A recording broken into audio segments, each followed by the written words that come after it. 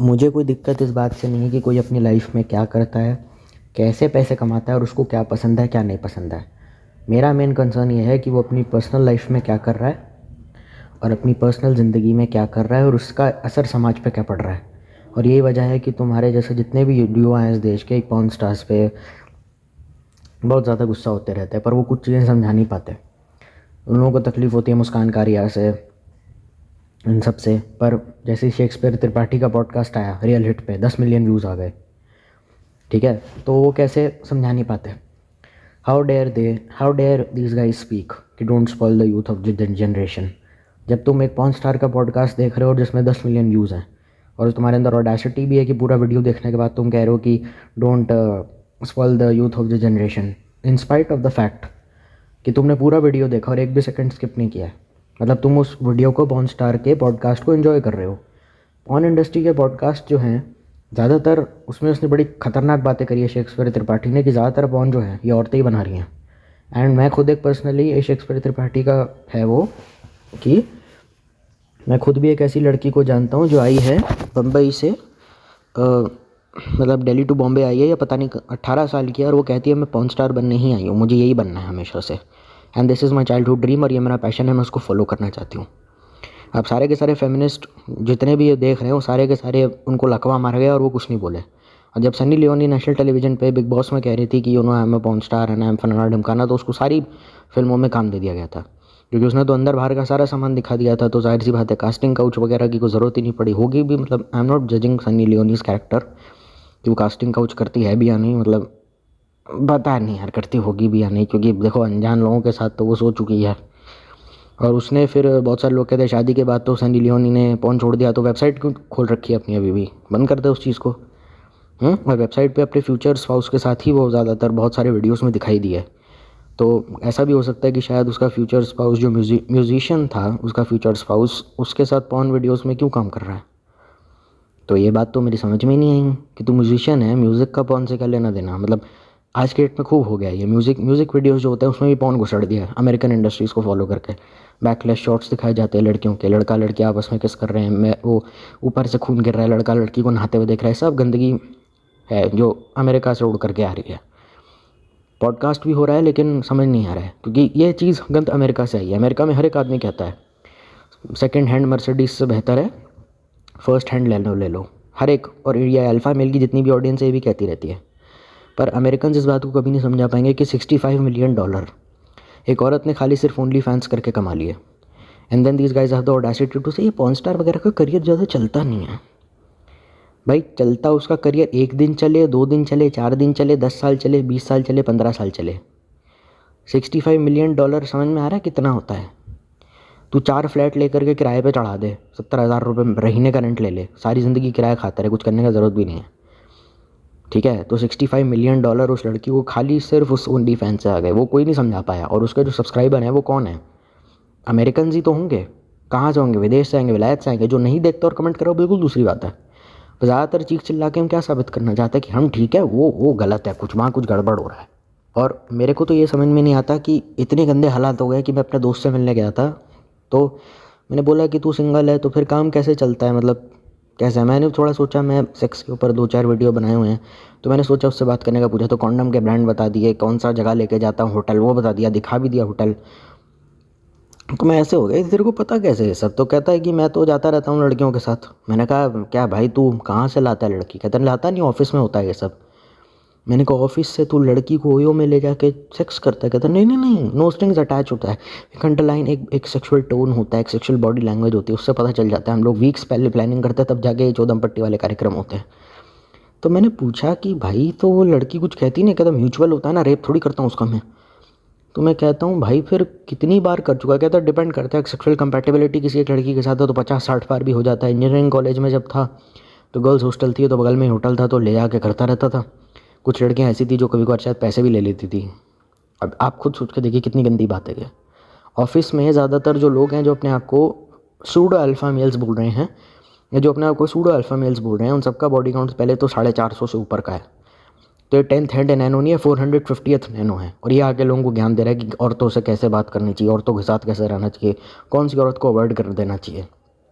पहली बात, इतना मैं तो ऐसे इंसान के पास कभी आऊँगा भी नहीं, और जिससे साफ साफ पता चलता है is a border line sex addict. तभी ये डिवोर्स्ड है और शायद इसके 2 बच्चे भी हो गए। ये कहाँ से आए भगवान जाने, ठीक है। ये वैसे तो अपने आप को रेबेल बोलता है, लेकिन उल्लू का पट्टा शादी करके बैठ गया, तो तुम साफ देख सकते हो कितना बड़ा रेबेल है। और यहाँ पे मैं इंडियन अल्फ़ा मेल्स की नहीं, अमेरिकन अल्फ़ा मेल्स की बात कर रहा हूँ।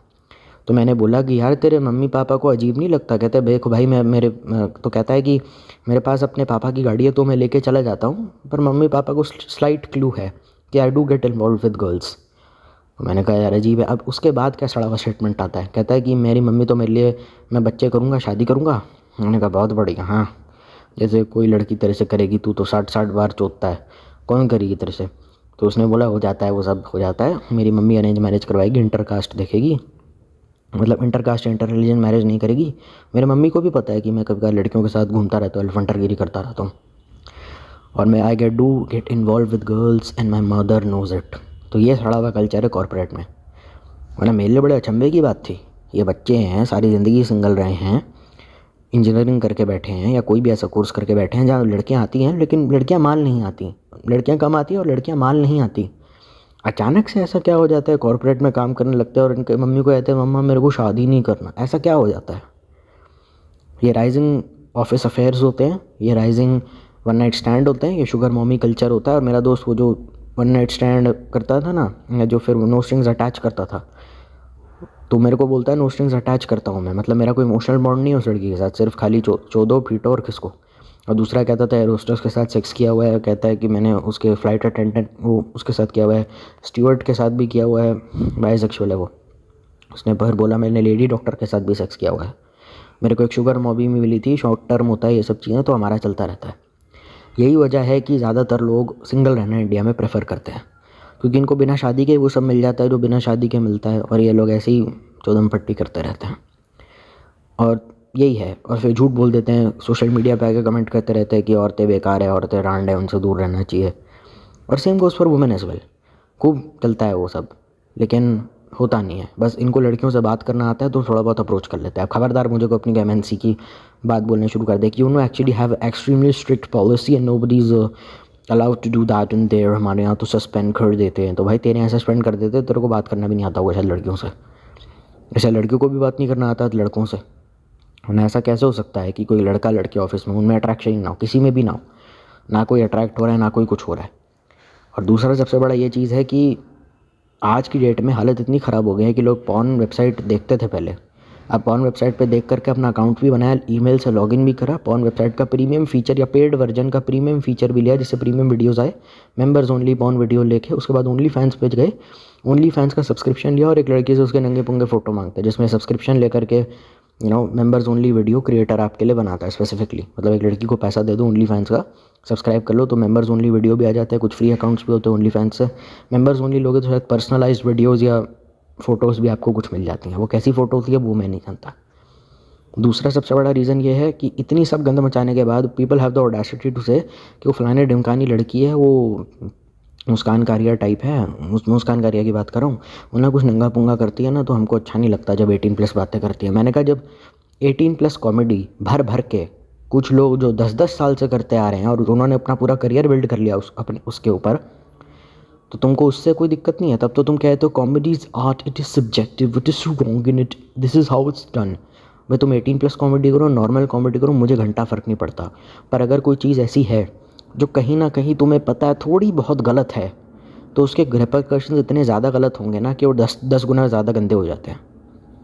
लोग रोस्टिंग वीडियो को देखेंगे जिसमें एक बंदा कूल बनने के लिए ज़बरदस्ती बिना बात के लॉजिकली गाली दे रहा है, तो फिर क्या करेंगे? उस घर के बच्चे कैसे होंगे? वो अपने माँ बाप से सीधे मुँह बात नहीं करेंगे। धर्म अपने माँ बाप से, अपने सोशल सर्कल से सीधे मुँह बात नहीं करेंगे, माँ बहन की गाली देना शुरू कर देंगे। इसके खिलाफ कोई आवाज़ उठाएगा तो कह दें, तो वो सब हमारे लिए मैटर नहीं करता, because entertainment is more important than वो नॉलेज।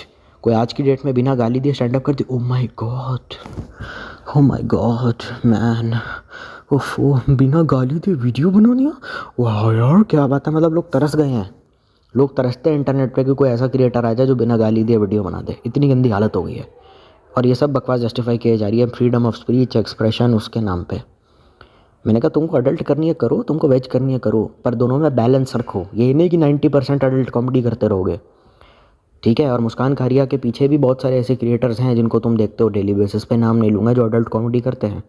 कोई अडल्ट वल्गर लड़की बातें करे वीडियो कॉल पे या सेक्सटिंग कर लो वीडियो कॉल पे, मतलब ज़रूरी नहीं है कि लड़की तुम्हारी गर्लफ्रेंड ही हो या वाइफ ही हो या नो स्ट्रिंग्स अटैच हो, बहुत सारी ऐप होती हैं, फलाना ढिमकाना वीडियो कॉल करे, बातें करे लड़कियों से, बातें करो, वीडियो कॉल वाली ऐप आती है प्ले स्टोर पर। वहाँ तो तुम उसको डाउनलोड नहीं करते कि छी यार जस्ट स्पॉइल्स द यूथ, हमें अच्छा नहीं लगता। कोई आदमी 18+ बातें करते फ्रेंड्स ग्रुप में, छी यार कैसी बात करता है, बी सिविलाइज्ड मैन। पर कोई लड़की अगर सोशल मीडिया पे जा करके 18+ बातें करती है, ठीक है, वल्गर बात करती है, तो तुमको दिक्कत नहीं है। वो अलग बात है कि सेक्स कॉमेडी वाली फिल्में चल जाती है इस देश में, सेक्स कॉमेडी यूट्यूब पे भी चलती है, सेक्स कॉमेडी बड़े पर्दे पे भी चलती है, वो सब ठीक है। जब इंटरनेट पे एडल्ट कॉमेडी वायरल हो रही थी तो तुम्हें क्या लगा था, उसके क्या रिपरकशंस नहीं होंगे? तुम्हें क्या लगा था लोग बहुत अच्छे से मतलब कॉमेडी को परसीव करेंगे? जब इंटरनेट पे डार्क ह्यूमर वायरल हो रहा था तो ताज्जुब किस बात का कि लेटेंट वाली कंट्रोवर्सी हो गई? डार्क ह्यूमर तो सदियों से इंटरनेट पे, वही तो लेकर गया। समस्या ये नहीं थी कि रेबेल किड ने ये बोल दिया कि कभी कभी वजाइना देखी वहाँ से निकलने के बाद लौड़े और इस वजह से FIR हो गई। उस क्लिप में कपड़े कटवाए गए थे एक औरत के स्टेज पर, that completely illegal as per law. और बहुत सारे महिला आयोग ने, गवर्नमेंट ऑफिशियल्स ने लेटेंट के खिलाफ केस करवाया था, फाइल भी किया था। मेरा कुछ नहीं जाएगा, मैं कोई संस्कृति का फलाना ढिमकाना यहाँ पे ठेका लेके नहीं बैठा हूँ कि मेरी बात सुनो, मैं भगवान हूँ। क्योंकि मुझे पता है मैंने पास्ट के वीडियो में बहुत गंदी बातें करी हैं, पर मैंने अपने आप को बदला, और बदलने का ये फ़ायदा हुआ कि मेरे वीडियो पहले 10 लोग देखते थे, अब 1 लोग देखते हैं। पर तुम ऐसे मत रिएक्ट करो जैसे हमें तो कुछ पता ही नहीं, बस ऐसी। क्या नहीं पता बस ऐसी? कैसे नहीं पता बस ऐसी? सन्नी लियोनी जब वायरल हो रही थी इंडिया में, जब मियाँ खलीफा वायरल हो रही थी, जब पॉर्न इंडस्ट्री इंडिया में फल फूल रही थी, जब इमरान हाशमी के गाने आ रहे थे, जब सविता भाभी इंडिया में आ रही थी, जब 18+ कॉमिक्स आ रही थी, जब 18+ मैगजीन्स आ रही थी प्लेबॉय या डेबोनेयर की, क्या सोचा था आने वाले जनरेशन में औरतें क्या मालाएं पहनाएंगी सोशल मीडिया पे, आपको प्राणनाथ पति मान के गीता सुनाएंगे? आपको नहीं पता था कि क्या होने वाला है सोशल मीडिया पे? पहले भी तो आती थी डेबोनेयर प्लेबॉय की मैगजीन्स आया करती थी, फिर वो काली वाली CD आया करती थी, पौंडी बाबा होता था, काली CD आया करती थी, और वो सब बैठ के ग्रुप में पॉर्न वगैरह देखा करते थे। तो तुमको क्या लगा था आगे जाके जो औरतें या जो भी हमारे देश का यूथ है वो बहुत अच्छा होगा? मैं जानबूझ के औरत वर्ड यूज़ नहीं कर रहा हूँ कि बहुत सारे लोग फिर मिसोजिनिस्टिक फलाना ढमकाना बोल देते हैं, पर चलो फिर भी तुम्हें क्या लगा था जब इंटरनेट पे, चलो ठीक है, तो हो सकता है तुमने मैगजीन्स उल्टी सीधी ना पढ़ी हो, तुमने सविता भाभी ना पढ़ी हो सकता है कि तुमने डेबोनेयर ना देखा, हो सकता है तुमने ग्रुप में बैठ के पॉर्न ना भी देखा हो सकता है तुमने पॉर्न भी ना देखा हो, पर तुमने एडल्ट कॉमेडी तो इंडिया में बहुत फेमस है, और किन क्रिएटर्स ने करी है हम सब जानते हैं। और ज़्यादातर 18+ बातें किन लोगों के लिए करता है? फीमेल्स के लिए करता है। तो जब वो चीज़ फेमस हो रही थी इंडिया में और तुम चटकारे लेके हंस रहे थे, ओ माय गॉड कितना फ़नी है, सिचुएशनल कॉमेडी जो बेसिकली 18+ होती है, 90% 18+ वीडियो बनाता है, जिसमें औरतों के प्राइवेट पार्ट्स को लेकर के पता नहीं क्या क्या गंदी गंदी बातें करता रहता है।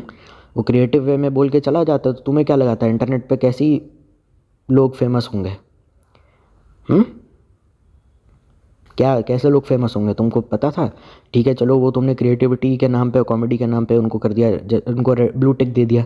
अब क्रिएटिविटी के नाम पे कोई आदमी फेमस हुआ 18+ कॉमेडी करके, तो बिना क्रिएटिविटी के नाम पे, बिना क्रिएटिविटी के कोई 18+ हरकतें करके भी तो फेमस हो सकता है। अब डिपेंड करता है तुमको पैसे की कितनी तलब है। तुम थोड़ा सा कपड़ा निकालो और निकालो और निकालो और निकालो, पूरा ही निकाल दो। जिसने थोड़ा सा निकाला है मुस्कान कारिया जैसे हो गए हैं, जिसने पूरा निकाला है वो शेक्सपियर त्रिपाठी मियाँ खलीफा टाइप हो गए हैं। तो तुमको क्या लगा था? यही तुम लोगों ने करा और तुम्हारी मचाई हुई गंदा है।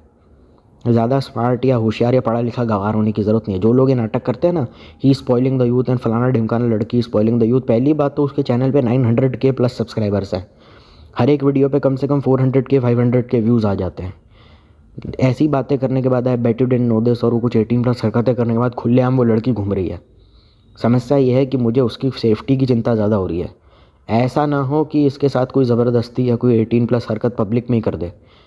मतलब जैसे कि कुछ लोगों की मेंटालिटी होती है ना कि सेक्स वर्कर्स का रेप नहीं होता, कोई रंडी का रेप नहीं होता, जैसे कोई 18+ जो मतलब जो भी प्रोस्टिट्यूट्स होती हैं इनका रेप नहीं होता, तो सच में रेप कर देते हैं। कहीं ऐसा ना हो कि इसके साथ वो हो जाए, फिर ये कहाँ मुँह दिखाएगी? और फिर बहुत सारे लोग फिर जजमेंटल भी हो जाते हैं कि किसने कहा था इंटरनेट पे कपड़े उतारने को, हो गया ना रेप, अब बहन की लोड़ी बैठी रहे। और मेरा सबसे सिंपल सवाल है कि इसके माँ बाप इसको कुछ कहते क्यों नहीं है? सबसे बड़ी दिल दहला देने वाली बात जो मैंने मुस्कान कारिया के लाइफ से सीखी थी वो यही थी।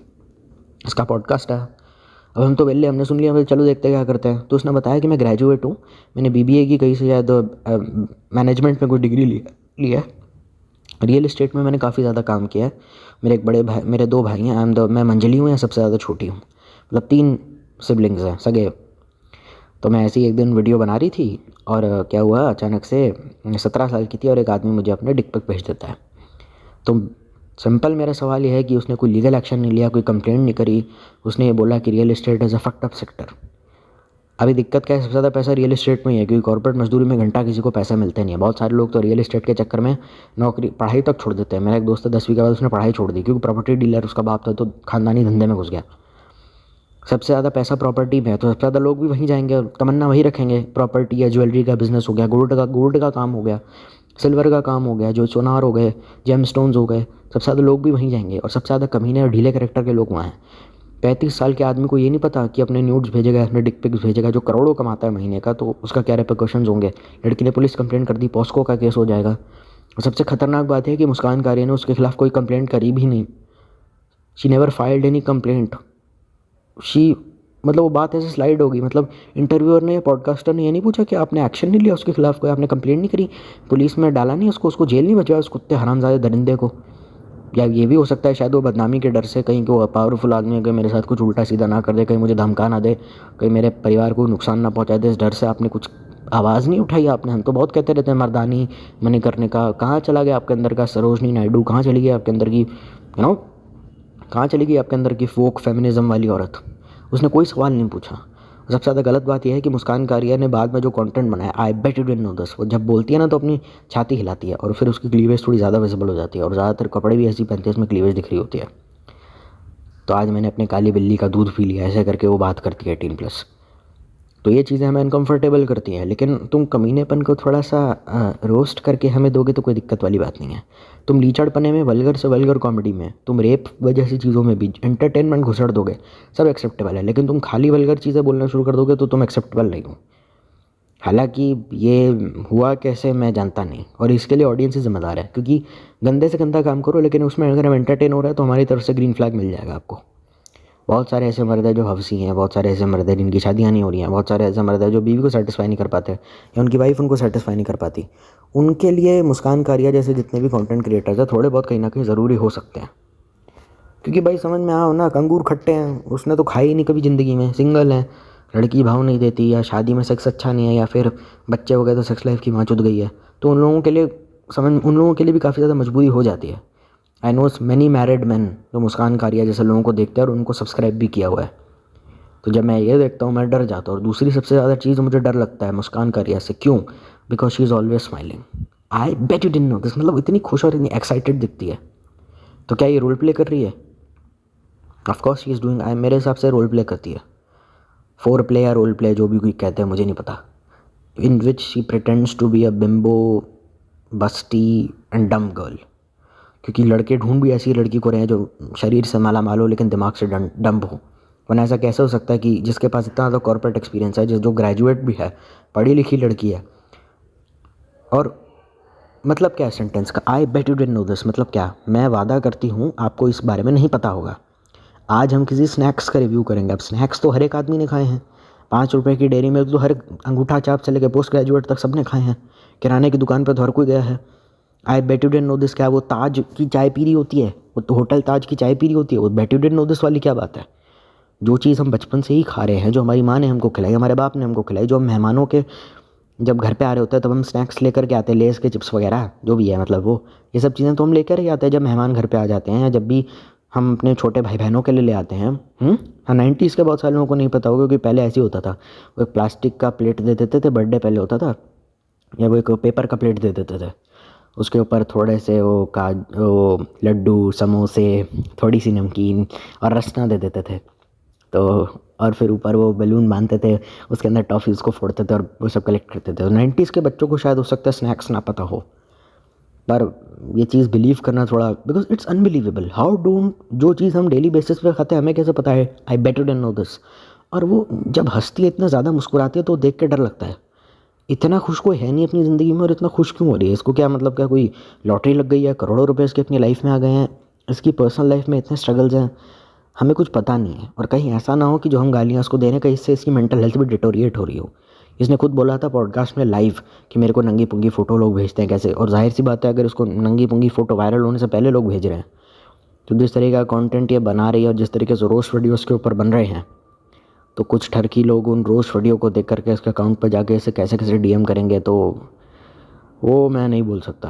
कहीं ऐसा ना हो कि इसकी मेंटल हेल्थ सचमुच डिटोरिएट हो जाए उस चक्कर में, और कहीं वो उस मेंटल डिटोरिएशन को छुपाने के लिए एज एक गूफी पर्सनैलिटी को एज अ मास्क यूज़ करती है, ये भी हो सकता है। और इसे अच्छे से पता है कि मैं पूरा सामान नहीं दिखा सकती, थोड़ा बहुत सामान दिखा के चला लूँगी, क्योंकि फिर लोग बोलेंगे इसके, अगर कोई आसपास का बोलेगा कि तुम ऐसे नंगे पुंगे वीडियो क्यों बनाती हो, तो कह देगी नंगा पुंगा का कपड़े तो पहने मैंने, नहीं पहने हैं पर वो आगे से थोड़े मतलब क्या क्या क्या, तुम्हारी ना सोच गंदी है बस, और कुछ नहीं। अपनी सोच को बदलो, नहीं सोच को बदलो वाली बात ठीक है, पर ऐसी मैंने कोई लड़की अपनी ज़िंदगी में देखी नहीं जिसकी वार्डरोब में सारे वैसी कपड़े जिससे आगे पीछे का सामान काफ़ी अच्छे तरीके से दिखाई देता रहता है। ऐसी लड़की मैंने कोई मॉडर्न से मॉडर्न लड़की, बैंगलोर के क्लबों में नाचने वाली लड़कियां जो मॉडर्न के एलिटेस्ट लेवल है, साउथ दिल्ली में क्लबों में नाचने वाली लड़कियां भी ऐसे कपड़े नहीं रखती मेजॉरिटी में। कुछ ऐसे कपड़े हो सकते हैं जिसमें आगे पीछे का सामान दिख सकता है, वो मैं मानता हूँ, ठीक है, लेकिन सारे कपड़े ऐसे कैसे हो सकते हैं कि 10 में से 9 बार तुम ऐसे ही कपड़े पहन रहे हो जो सारे रिवीलिंग है। तुम तो रिवीलिंग आउटफिट अपने माँ बाप के सामने पहन लो तो कह देते आए हाय कल मुँह जा कपड़े बदल करा, मेहमान आने वाले हैं, इस कैसे कैसे कपड़े पहन के आ रही है, देख रहे हो सोनू के पापा देख रहे हो, क्या होगा। या फिर घर के बड़े बुजुर्ग चिल्ला देते हैं, ओवर पॉसेसिव बॉयफ्रेंड की हालत ख़राब हो जाती है, अरे क्या पहन के आ गई है, नहीं नहीं बेबी नहीं ज़्यादा लग रहा है, ऐसा नहीं। मेहमानों के सामने तो बोल्ड आउटफिट पहन नहीं सकते, माँ बाप के सामने पहनोगे तो घर के बड़े बुजुर्ग चिल्लाएंगे, बॉयफ्रेंड के सामने नहीं पहन सकते। तो ये बोल्ड आउटफिट पहनना भी इंडिया में लग्जरी है। मैं जेन्युइनली कॉलेज जाता हूँ, मतलब जब भी गया था, अब याद नहीं पड़ा क्या मैंने कॉलेज में, ये मत पूछना, मैंने कोई भी लड़की नंगी पुंगी ड्रेस में नहीं देखी। पैंट ज़्यादातर जीन्स पहनती थी, पैंट पहनती थी, और ऊपर वो सलवार कमीज़ होती है ना, तो ऊपर वो कुछ सलवार कमीज़ टाइप, मतलब ऊपर सलवार और एक आई कार्ड गले में होता था, या फिर शर्ट पहन ली। हमारी क्लास में मैंने कोई ऐसी नंगी पुंगी लड़की नहीं देखी। हॉट कपड़े पहन के आती थी पर नंगी पुंगी आउटफिट नहीं पहनती थी, वल्गर आउटफिट्स नहीं पहनती थी वो। ऐसा कैसे हो सकता है कि किसी लड़की का वार्डरोब है मुस्कान करिया का, और उसके वार्डरोब में सारे वैसे ही नंगे पुंगे और ऐसे आउटफिट, मतलब बिल्कुल देख कर मतलब बंदे का खड़ा हो जाए, मतलब क्या ये इतने सारे आउटफिट ये कैसे रख सकती है। सबके पास नहीं एक आउटफिट हो सकता है, ऐसा 2 आउटफिट हो सकते हैं, 3 हो सकते हैं, 15 20 100 200 आउटफिट कैसे। और दूसरी बात यह है कि इसने सबसे बड़ी जो कांड करा था, इसने अपने वीडियो में करा था, जिसमें बाथरोब पहन करके आती है और ये कहती है कि आज मैं तैयार होने वाली हूँ अपने दोस्त के लिए, and then she wear some black colour transparent gloves and she is in a bathrobe and of course she is naked beneath, या शायद इसने कुछ अंडर गारमेंट्स पहने होंगे। तो वो थोड़ा ज़्यादा ही लिमिट क्रॉस कर दिया, क्योंकि टावल में भी आ गई है। तो क्या अब हम मुस्कान कारिया को एक्स वीडियोज़ पर देखने वाले हैं? अगर ये हुआ सच, तो ये इंडिया की नेक्स्ट सनी लियोनी बन जाएगी या उससे भी ज़्यादा वायरल होगी। और मैं गारंटी दे रहा हूँ ये सनी लियोनी का रिकॉर्ड भी तोड़ देगी, क्योंकि सनी लियोनी ने पॉर्न 16 साल में उसने अपनी वर्जिनिटी लूज़ कर दी थी, 16-17 में, और पॉर्न इंडस्ट्री में बहुत बाद में आई थी, और 2011 में शायद शादी के बाद उसने पॉर्न वगैरह छोड़ दिया था, और उसने काफ़ी ज़्यादा पॉर्न मूवीज़ में काम भी किया था, और उसकी वेबसाइट आज भी एक्टिव है। तो अगर ऐसा होता है तो मुस्कान कारिया इंडिया की शायद नेक्स्ट सनी लियोनी बन सकती है। 2015-16 में सनी लियोनी बूम पर थी, क्योंकि तब इंडिया पे नया नया इंटरनेट आया था और उसके वीडियोस काफ़ी वायरल हो रहे थे। फैंस उसके बहुत थे और बहुत ज़्यादा क्रिटिसिज्म उनको मिल रहा था, लेकिन लोगों को ये देखने में मज़ा आता है। ये इंडिया की सबसे बड़ी पॉर्न स्टार बन जाएगी, और हो सकता है शायद शेक्सपियर त्रिपाठी के साथ उसके कुछ वीडियोज़ आ जाए। अगर उस लाइन में ये जाती है तो शी विल बी ह्यूज, मतलब किम कार्दाशियन बन जाएगी इंडिया की अगर उस लाइन में जाती है तो हमें तो एक तो इंटरनेट पे थोड़ा बहुत सामान दिखा दिया और पॉर्न वेबसाइट पे सब कुछ ही दिखा दिया, तो फिर ये पता नहीं क्या छापेगी ये, मतलब कहाँ कहाँ छाप। और बहुत सारी लड़कियां हैं भी जो उसकी कॉपी कर रही हैं, बिल्कुल उसका इसी का स्टाइल। मुस्कान कारिया 2.0 करके फंजी ने एक रोस्ट वीडियो बनाया था, इसमें लड़की होती है जो ज़रूरत से ज़्यादा डीप क्लीवेज वाला कपड़ा पहनती है और कहती है आज मैंने अपने गन्ने, उसकी पूरी कॉपी करती है उसकी, और बिल्कुल मैंने गन्ने को निचोड़ के उसका रस वस निकाल दिया, ये वो कर दिया। और जब ये सब ऐसे नंगे पुंगे वीडियो बनाती है, कुछ लोग तो समझदार होते हैं कि कह देते हैं कि she knows what she is doing and what ever the fuck she is barking and all that. पर बहुत सारे लोग होते हैं जो नीचे लिख देते हैं लेजेंड फोकस ऑन गोल्स, और ऊपर फिर 2 ब्रिंजल और छींटे पानी के और फिर 2 नारियल का इमोजी, उल्टे सीधी चीज़ें बनाते रहते हैं। तो कहीं ना कहीं वो यूट्यूब में भी इसने पॉर्न करना शुरू कर दिया है। देखो 18+ ASMR वीडियोज़ इंटरनेट पे अवेलेबल है, बतेरे मिल जाएंगे जिसमें लड़की जो बिल्कुल एक लड़के को एकदम टर्न ऑन कर देती है और बिल्कुल उसके करीब आके मतलब मुठ मारने वाली चीज़ हो ही जाती है। स्पाइसी AF करके आता है। बहुत सारे इंटरनेट पे चैनल मिल जाएंगे और अमेरिकन यूट्यूबर्स के भी मिल जाएंगे। तो अगर ऐसी हालत में मम्मी आपको पकड़ भी नहीं सकती क्योंकि यूट्यूब पे है, यूट्यूब पे पॉर्न होता नहीं है। तो अगर आप पॉर्न वेबसाइट देखते हो, पॉर्न देखते देखते पकड़ा जाते हो तो मम्मी आपको कह देगी क्या देख रहा है कुत्ते के पिल्ले। लेकिन अगर आप यूट्यूब पे ASMR वीडियो सुन रहे हो तो फिर मम्मी आपको कुछ नहीं कहेंगी।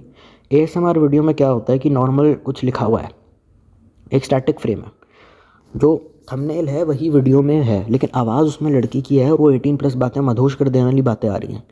लड़की एकदम ट्रांसपेरेंट नाइटी वगैरह में आ जाती है और जब वो लाइव करती है ASMR कंटेंट क्रिएटर्स, तो फिर वो जब लाइव करती है तो ट्रांसपेरेंट नाइटी में पहन के नहा रही है वो एंड ऑल दैट क्रैप, मतलब आई डोंट नो मैन, पर उसके प्राइवेट पार्ट्स कवर है।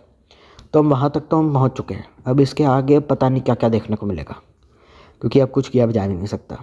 रेबेल किड को देख के जो लोग कहते रहते हैं she is spoiling the generation, नहीं मतलब अगर बात करके कोई उल्टी सीधी हरकत कर रही है, if you find her annoying, if you find her wrong, then that's right. पर दारू पीने से कोई लड़की जनरेशन कैसे स्पॉइल कर रही है मेरी समझ नहीं आता। चीज़ 18+, 23 ईयर्स ओल्ड है। तुमको रेबेल किड अगर वल्गर लग रही है तो मुस्कान कर रही है तो उसकी भी माँ है। रेबेल किड तो दारू पी रही थी आराम से बैठ के गाड़ी में। नहीं, वो यूथ को दिखाती है कि दारू पीनी चाहिए, सिगरेट पीनी चाहिए, उससे उसको मदर का टैग लोग देते हैं। देख पहली बात तो मदर का टैग यूथ ने दिया है तो यूथ अब उसको सच में मदर मानता है या नहीं वो मैं नहीं जानता। वो मतलब मुझे लगता नहीं मदर वाला मतलब कोई बात उसमें है, पर ठीक है उसको मदर मानते हैं। पता नहीं शायद उसने कोई चैरिटी या डोनेशन करी है, कोई ऐसी हरकत करी है जिस वजह से मदर मानते हैं, देन इट्स ओके। क्योंकि सामने वाला इंसान लेटेंट के बाद उसको मिली हुई हेट में शायद उसको प्यार में उसको मदर बोल रहा है, तो because they want to show and express their love कि कोई बात नहीं दीदी आप पे रेप केस हुआ, आप जेल वेल गई है, मतलब जो भी है लेटेंट की कंट्रोवर्सी के बाद, if they want to shower them with love और उस इनोसेंस में वो उसको मदर बोल रहा है, देन इट्स ओके। मदर नहीं बोलना चाहिए बिकॉज माँ की जगह जो तुम्हारी बायोलॉजिकल में है उसकी जगह दुनिया में कोई नहीं ले सकता, because she loves you selflessly. अगर उस चीज़ को भी हम साइड में रखें तो दारू पीने से जनरेशन स्पॉइल तो नहीं हो सकती। जनरेशन स्पॉइल होने वाले काम बहुत हो चुके हैं। 18+ कॉमेडी में बहुत सारे ऐसे लोग हैं जिन्होंने कोई लिमिट नहीं छोड़ी, समझ रहे हो, कोई लिमिट नहीं छोड़ी। उन्हें सारी बेहूदगी की हदें इंटरनेट पे 18+ कॉमेडी के नाम पे ऑलरेडी पार हो चुकी हैं। वाइब्रेटर पे कॉमेडी हो रही है, सेक्स पे कॉमेडी हो रही है, चूत चाटने पे कॉमेडी हो रही है, स्टैंड अप हो रहे हैं जिसमें लड़का कह रहा है मैं 15 मिनट से उसकी चाट रहा था। तो देखो ये सब तो हो ही चुका है, इसके आगे दारू तो कुछ भी नहीं है। 18+ कॉमेडी के आगे कुछ नहीं है, वो भगवान है बिल्कुल। तुम्हारे सामने राखी सावंत खड़ी है, तुम्हारे सामने मुस्कान कारिया खड़ी है, ठीक, और तुम्हारे सामने वो खड़ी है सन्नी लियोनी खड़ी है। अब बताओ सन्नी लियोनी, मुस्कान कारिया स्पॉइल कर रही है, सन्नी लियोनी कर रही है। उसने तो एक ने तो सब कुछ ही दिखा दिया इंटरनेट पर, एक थोड़ा बहुत दिखा के कमा रही है जो भी कमा रही है। तो दारू she is her life, she can drink if she want to. ऐसा पीयर प्रेशर में कोई बार आदमी थोड़ी बहुत पी लेता है, टिका लेता है। यूथ इस देश का स्पॉइल होगा चरसी गंजेड़ी भंगेड़ी बन के। देखो यूथ तो बस मौके ढूंढ रहा है स्पॉइल होने के। यूथ पहले से ही स्पॉइल है, बस वो फिराक में है कि कुछ मुझे आज़ादी मिले, बहनचोद में गंद मचाऊँ। ऐसे नहीं होता कि तुम किसी को दारू पीते हुए देख लेते हो और तुम्हारे मन में आ जाता है मुझे भी ये करना है। भावनाओं में बहने वाला इंसान जो व्यक्ति है वो जानवर है, जानवर ही भावनाओं में बहते हैं, इंसान विवेक से काम लेता है। शराब पीऊँगा 7 तरीके के कैंसर बॉडी में ट्रिगर होंगे, इसलिए दारू नहीं पीनी चाहिए, ये मैंने खुद ही बोल दिया, ठीक है। तो उसमें इतना नाटकबाजी करने का ज़रूरत नहीं है कि आप पेड वीडियो दे रहे हैं रेबेल किड को आप सपोर्ट कर रहे हैं, कुछ नहीं कर रहे हैं। साथ शराब पीने से, तुम्हारे सामने बोल देता हूँ, शराब पीने से, पार्टी करने से, अय्याशी करने से 7 तरीके के कैंसर बॉडी में ट्रिगर हो जाते हैं। और पहली बात तो ये कि वो जो पार्टी वगैरह करती है वो क्लब की एंट्री फीस ही 5-6 हज़ार रुपये से लेकर 10,000 रुपये तक है। ये मैंने तुम्हारे सामने सच्चाई रख दी है। अब इसके बाद भी अगर तुमको ये करना है तो तुम करो, मैं तुम्हारा माँ बाप नहीं हूँ कि तुमको ये बोलूँगा ये मत करो वो मत करो। 50 लोग मेरे ऊपर चढ़ जाएंगे। आप कौन होते हैं देश के यूथ से उसकी आज़ादी छीनने वाले? Who the absolute fuck are you? अरे भैया ठीक है भैया कर लो पार्टी, अच्छा देखा यूथ को बिगाड़ रहे हैं आप। अरे यार तू चल ठीक है पार्टी मत करो, घर में रहो, अच्छा मतलब आउटसाइड एक्सपोजर ना लें, ठीक है, बाहर चले जाओ, मतलब बाहर जाएं, लड़कों के साथ बाहर जाएं। एक लड़की होकर के आप हमें कह रहे हैं हम लड़कों के साथ बाहर जाएं, आप हमारे कैरेक्टर में, ठीक है, लड़कियों आपस में चली जाओ बाहर, अच्छा मतलब काम धंधा ना करें, सारी ज़िंदगी आवारागर्दी करते रहें, ऐसे हैं आप? तो बाहर आपको जाना है नहीं जाना? नहीं, हमको नहीं जाना भी है, हमको जाना भी और हमको नहीं भी जाना है। क्यों? अगर हम जाएंगे तो हमको एक्सपोजर होगा and we want to have fun. Why should boys avoid the fun, why should girls avoid the fun? और हम नहीं भी जाना चाहते क्योंकि आपके मुंह से सुनाई दे रहा है तो आप हमें गंदी राह पे भटका रहे हैं। हम क्या कोई रखेल है क्या? हैं, हमें घर के भी काम है, बहुत सारे रिस्पॉन्सिबिलिटीज़ है, कैसे बाहर जाएं हम? ना इतने आज़ादी है ना इतना काम है हमारे पास, प्लीज़, हम घर की गृहिणी हैं। तो बहन आप मेरे से क्या चाहते हैं? कुछ नहीं चाहते हैं हम आपसे, इसलिए आपको गाली दे रहे हैं माँ बहन की। अरे ये क्या बात होती है? यही बात है। एक तरफ तो मैं जानता हूँ कि अगर मैं रेबेल किड को गालियाँ दूंगा तो बहुत सारी ऐसी बच्चियाँ हैं जो अपनी लाइफ में आउटसाइड एक्सपोजर नहीं ले पाई, जो पार्टियाँ नहीं कर पाई, ट्रैवल नहीं कर पाए यूथ का, उनकी वो बेचारे गालियाँ देंगे कि हम साले कुछ नहीं कर पाए और ऊपर से हमें और घर में बांधना चाह रहा है। और जो दूसरे हैं जो बिल्कुल ही रंडी टाइप्स हैं, वो फिर मेरे पीछे पड़ जाएंगी। या जो पार्टीज़ करना पसंद करती है, रंडी ना भी, जो पार्टीज़ करना पसंद करती है, गालियाँ देंगी। If she is drinking and she is in the legal age, what the fuck is your problem bitch? ना ठीक है भाई, भाई पी ले, कोई दिक्कत नहीं, बहन पी लो, कोई दिक्कत नहीं।